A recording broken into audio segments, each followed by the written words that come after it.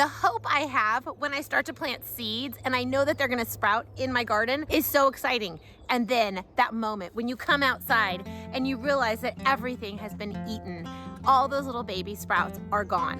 What do you do? Join me as we figure out how to determine what is eating your sprouts.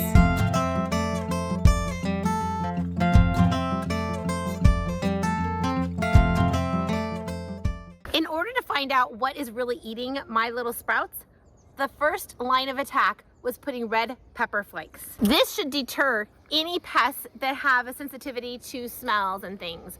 So let's find out if something like this will stop it. Days later, things were still getting eaten. So I know that red pepper flakes or chili powder isn't the way to go for this particular pest. This pest needs to be stopped with a barrier. Covering my little sprouts with like a plant cloth or an insect cloth is a really great idea. Let's take a look at another way to cover. Come on. I added a barrier cloth, and beforehand everything had been eaten, but now my squash is able to grow, and once this takes off, I'll be able to go ahead and take off the barrier cloth. This is just an impromptu way of protecting my sprouts at the beginning of the season until they can protect themselves. We used supports that I got from Amazon. It's on my Amazon list. Easy to put up, easy to access, easy to take off when I'm ready.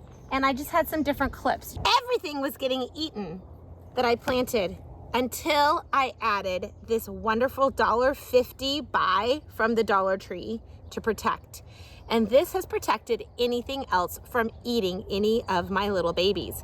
If you'll notice here, this one is not getting eaten. That whatever pest was here is now moved on to a different area. It got discouraged with these. Your garden's gonna be different every season, so be flexible in trying new ways and add more seeds to your garden as you're growing it.